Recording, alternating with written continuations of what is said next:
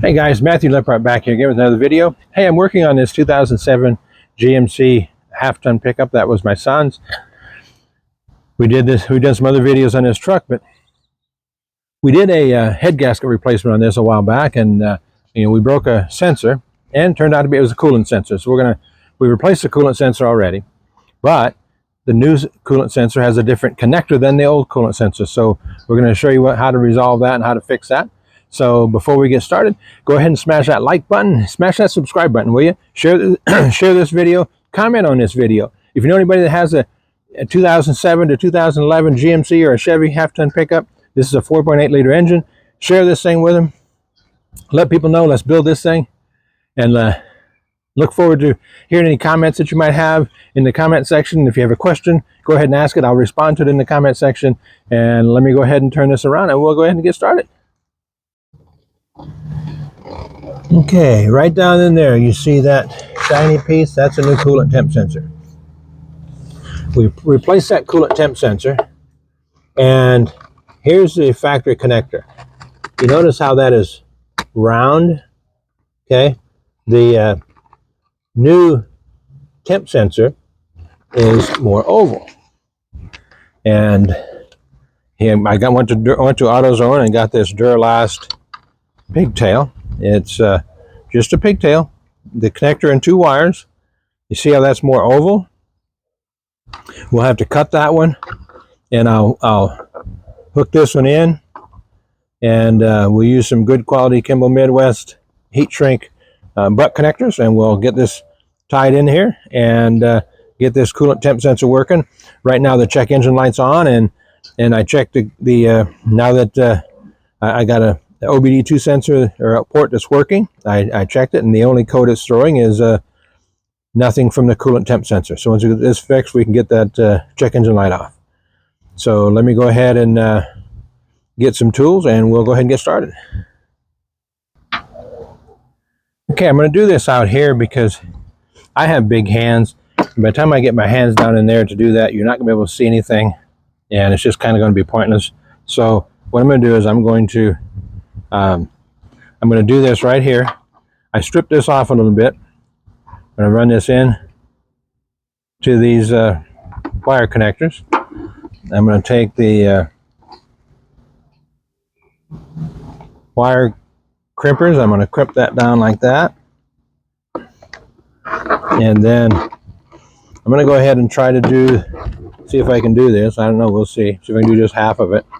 But got a little torch here.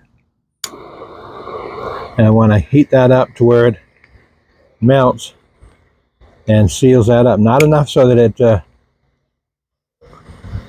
does any damage, but you just want to get that to where it all melts. And then that ooey gooey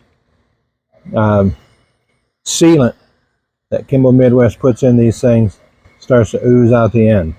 You don't want to melt the wire. You just want to get this to where it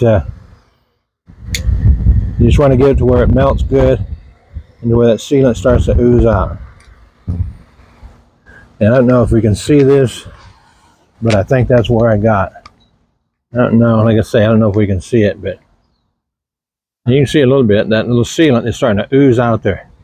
That seals that connector from any kind of moisture, anything else that might get in there, and protects that connector. And then I've got it crimped as well, so it's not going anywhere. So I'm going to go ahead and do the other side. And then I'm going to go ahead and cut that connector down there and get it put in, and then we'll see how everything works.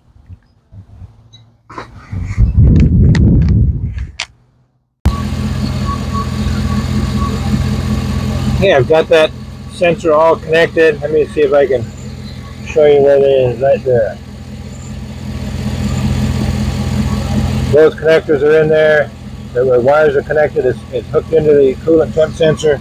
And now I've got it running. I want to see if the temp is going to come up like it should. And I've had it running for a few minutes, and it is starting to come up. Before, the temperature sensor, or the temperature gauge, wouldn't even move. So it is starting to come up properly.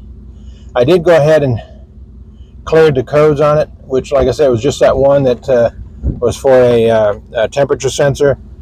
So I went ahead and cleared it. If all the monitors are reset in this, I wouldn't have done that. I would have let it clear it on its own, but all the monitors have to be reset anyway because we put a new battery in it. So that reset all the monitors. So now I'm just going to have to drive it some to get all the monitors cleared. But there we go. It's working. Okay, guys, there you are. Replace that, I put a new pigtail. The coolant temp sensor is already replaced. I put that new pigtail in there, cut the wires. Don't skimp on your connectors. Don't buy the cheapest butt connectors you can find on Amazon. Trust me, you will regret it later. I can hose this engine down. I don't have to worry about water getting inside of those connectors because I use a high quality Kimball Midwest butt connector, heat shrink butt connector. I'm not concerned about anything happening to it. I trust those connectors. They're American-made connectors. They're the best in the business. Spend some of your money on that because you will thank yourself later. Everything's working right. The temperature sensor is working. The temperature's coming up on the gauge now, so everything's working. Now I've just got to drive it some to get all these monitors to reset, and then I can go get it small. I hope you enjoyed this video. If you can think of anything I might have missed, or if that's something you can add to it if you're a certified mechanic. I'm just a shade tree mechanic. I do this stuff on the side. This truck, it's my truck now after my son passed away, so I've just got to get some things dialed in on it, and this is one of them. So go ahead and hit that like button and smash that subscribe button, will you? That bell icon. Share this video. Anybody that you might know that has a vehicle, anything like this, and it doesn't have to be this.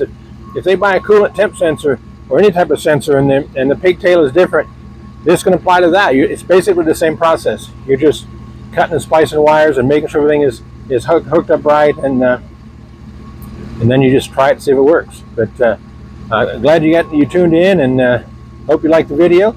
If you have any comments, questions, concerns, snide remarks, leave them in the comments in the bottom, and I will reply back as appropriate. I appreciate you tuning in, and until next time, have a great day.